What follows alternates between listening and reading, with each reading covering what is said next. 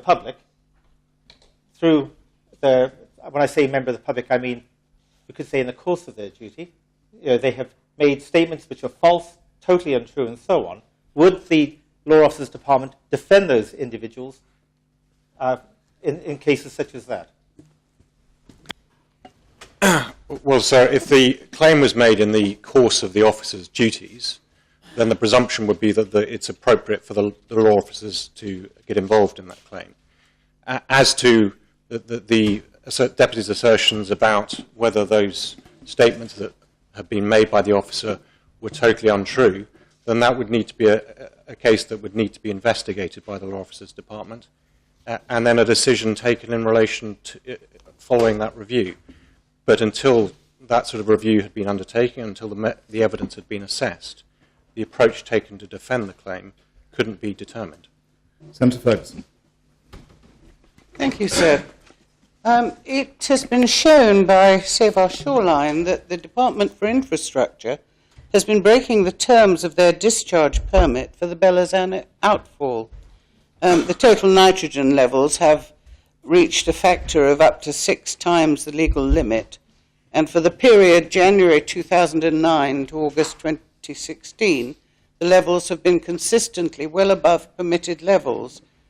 At what point do you, as Her Majesty's Attorney General, decide that a case should be brought against the Department for Infrastructure for such breaches, and if not, why not?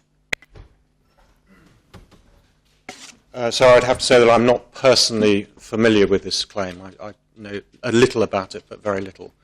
So it may be a case of looking at historic levels of pollution and whether those levels of pollution are continuing currently.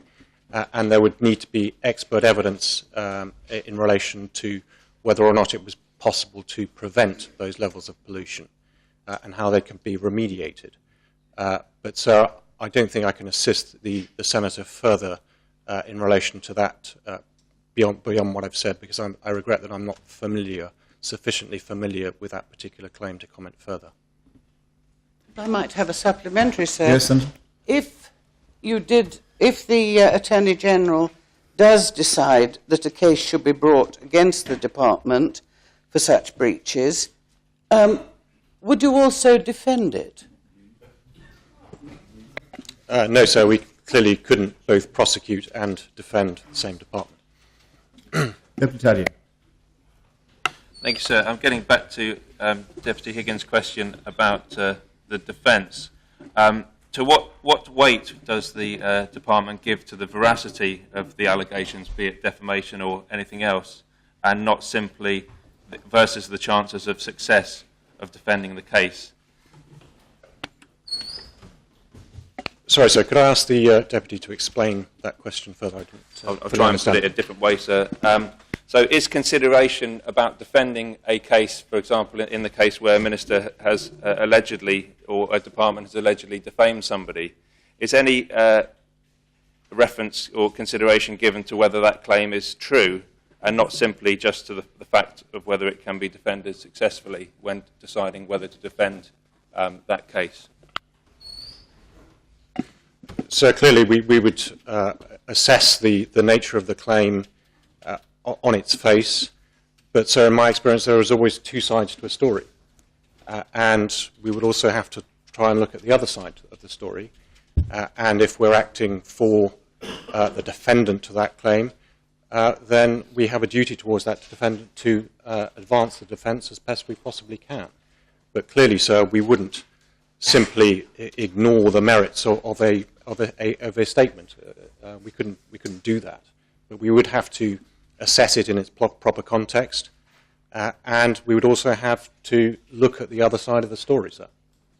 And so, supplementary, I think it arises from this, is that how does the Attorney General's Department decide, or Law Officers Department decide, when to defend a case and actually when to prosecute? And if, in fact, there are arguments on both sides, of course, if a minister or department is being prosecuted, he or she presumably still needs to be defended. How is it decided who in the Law Officers Department does that, or if they do it at all, and what mechanisms are there for Chinese walls and proper separations to be kept? within that department? So I think a number of questions arise there. As I said at the outset, if it is a criminal prosecution, then we wouldn't be acting to defend the claim because we're bringing the claim to prosecute a criminal proceedings. If it's a civil claim, then potentially we can act for the minister or officer concerned. But I don't think I can add further to what I've said. Deputy Mesny. Thank you, sir. And this follows on from the question that Senator Ferguson asked.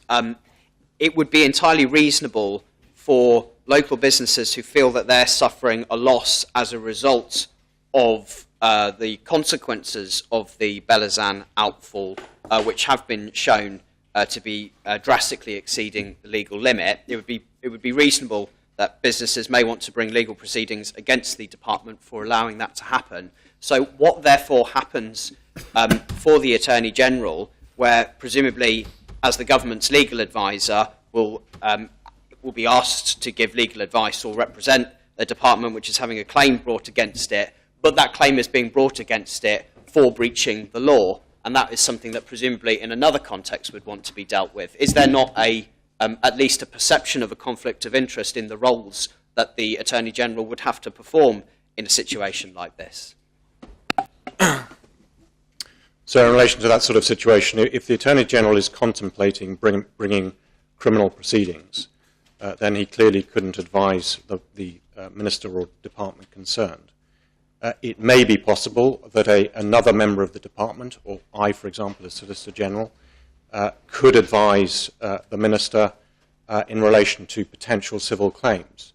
But in those circumstances, there would be strict Chinese walls that are put in place so that the Attorney General couldn't access, for example, my file in relation to advising the minister, and I couldn't access his file in relation to any criminal prosecution. I hope that assists the Deputy. Your final supplementary, Deputy Higgins. Thank you, sir. Does the Solicitor General feel that the system is fair in the sense that a State Department, when it has, let's say, committed a civil wrong, is defended by the Law Officers Department using public funds, and the people who are bringing the actions are normally litigants in person? Do you think, does the Solicitor General think that the balance is totally skewed in favour of State Departments because of that? I'm sorry, Deputy, I don't think that falls within the parameters of the question, which relates to you're calling on the Solicitor General for an opinion as to fairness, as opposed to how his department deals with matters, and I don't think that's within the parameters. In that case, sir, I'll ask another question, if I may. Well, no, I don't think. I'm afraid we've run out of time for I'll that come back question. on the next question then. But you do have another question for the attorney later on, so I'm sure you'll be able to offer it at that point.